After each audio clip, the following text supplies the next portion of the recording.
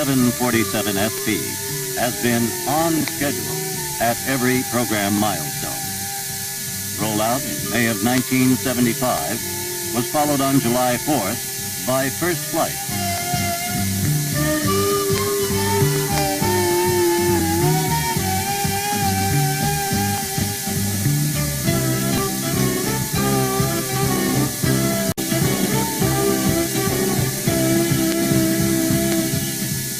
Jack Waddell, chief test pilot for the 747 SP, told about the results of that first flight.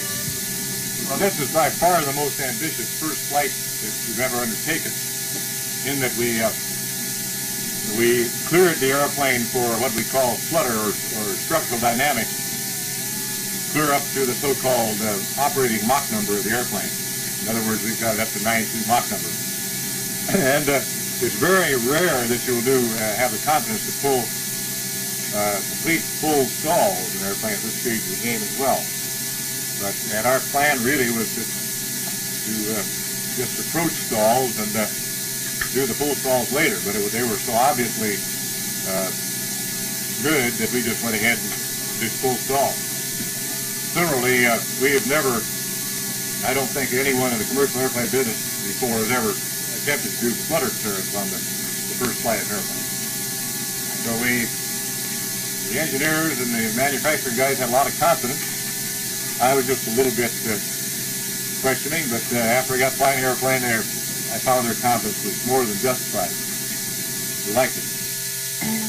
The flight test program gained momentum as the first 4 production models were assigned to various flight test functions.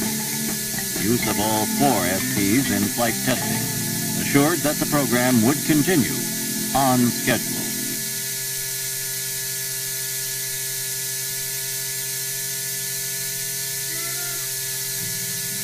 Stalls are an important part of the flight test program.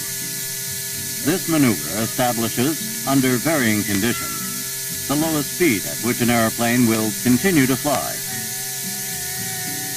One of the conditions that is altered and tested is weight.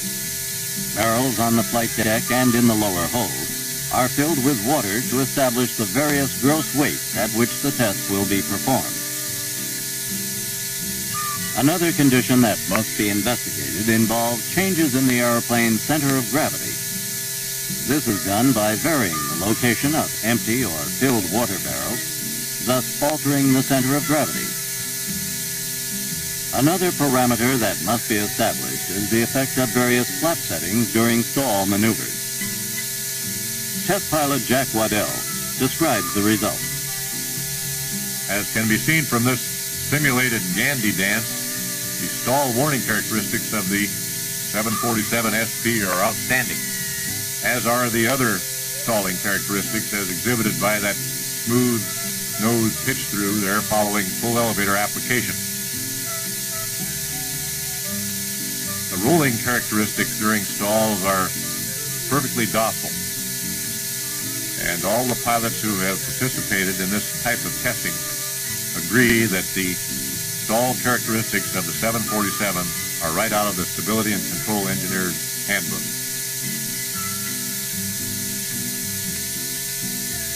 Every test flight has a specific area of investigation. There is a reason for every seemingly arbitrary action. The parameters established during flight testing determine future operation and use of the airplane and ensure flight safety.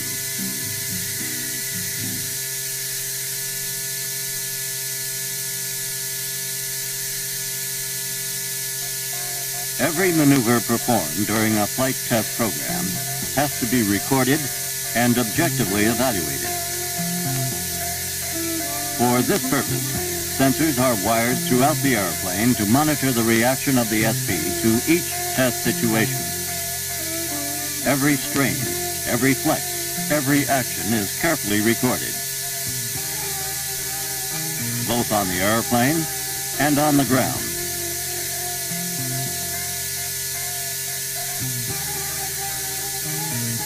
These records are subjected to computer analysis as well as human judgment to determine if the airplane is performing as predicted. it is inevitable that there will be some variations from the exact criteria predicted for the airplane's performance.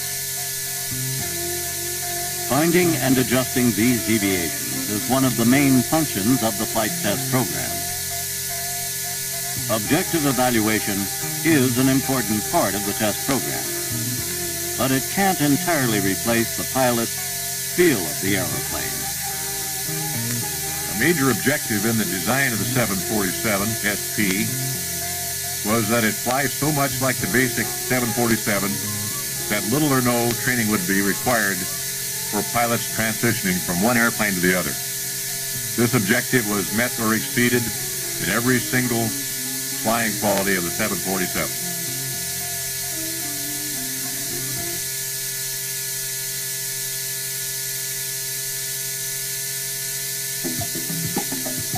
Landing and takeoff. From a safety standpoint, the most critical part of a flight regime.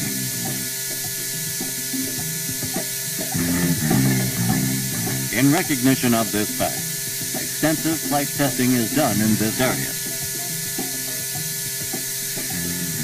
A spectacular takeoff test is the minimum unstick speed, or VMU test.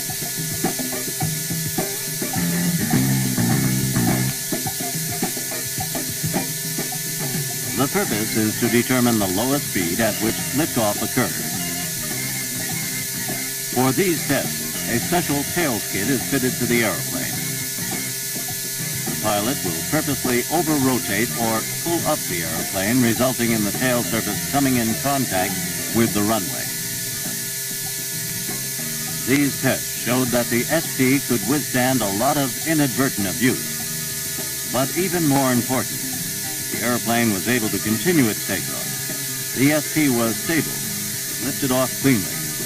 According to Jack Waddell, this sort of performance is reassuring to passenger and pilot alike.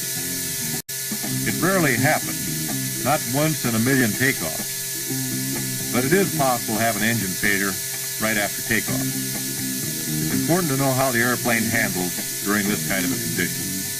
The concern expressed by test pilot Jack Waddell was recognized by the design team and is a part of the test program. In this test, as the SP lifts off, an engine is shut down. Airplane reaction is as predicted.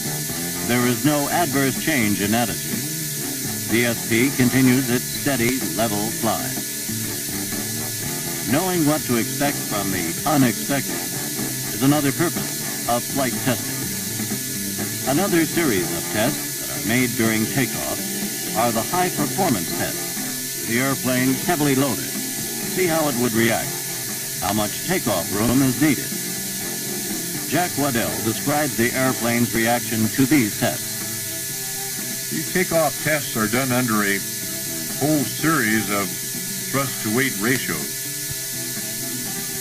This is done in order to provide for the extreme cases such as heavy weight out of Johannesburg on a hot summer day where the destination is perhaps London. The tests are conducted simulating engine failures under the most adverse conditions, and under the regulations that this airplane is certified and tested to, it performs with a great deal of safety margin and has the ability to take care of quite a wide range of piloting techniques and the most adverse possible ambient conditions.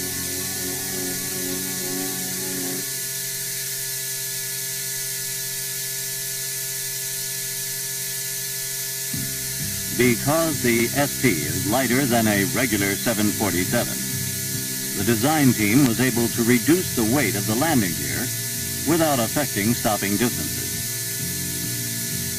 The SP displayed outstanding braking ability under all conditions and gross weights. All 747s, including the SP, are equipped with an anti-skid system. When brakes are applied, the brakes don't lock.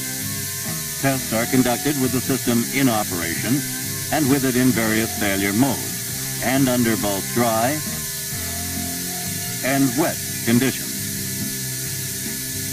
It's a severe test procedure, but it does prove the safety of the SP when pushed beyond normal operating conditions. Test pilot Jack Waddell was in command during another important series of tests. These so-called performance landings, like the BMU tests, have two important functions. One of them is to prove the handling quality of the airplane during higher than normal sink rates during the approach, and the action of the airplane during the maximum braking as it's applied right after touchdown, and also to determine a baseline for the airline pilot's handbook as far as field lengths are concerned. The distances obtained during this kind of a test are multiplied by 167%, and thereby the resulting distance is a very high margin for the operating airline pilot.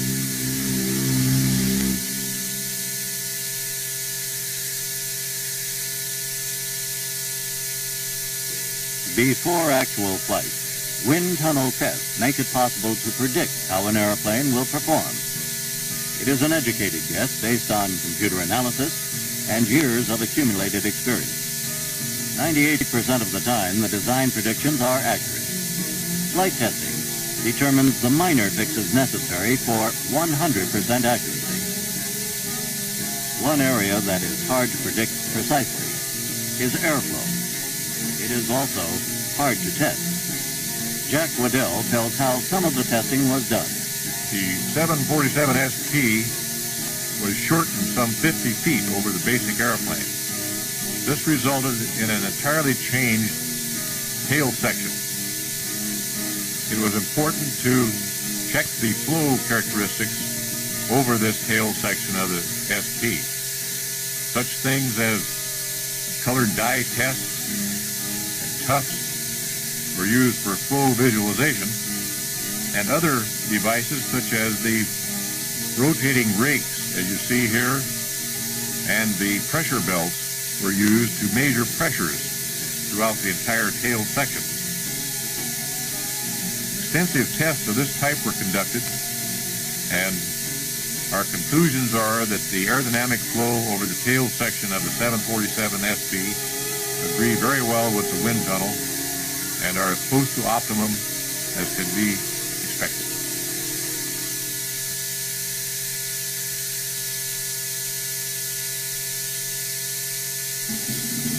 Landing,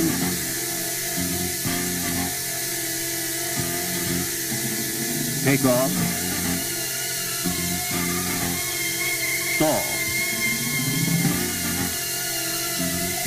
the MU,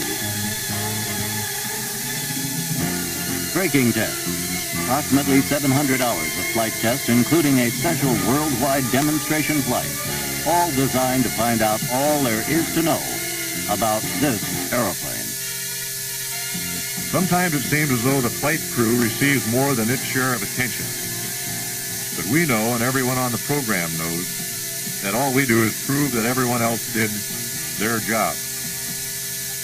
The parameters of performance were predicted. Now they've been proven. Proven in the only way an airplane can be proven, by flight test. Or as my old boss, Tex Johnson, used to say, one test is worth 1,000 expert opinions.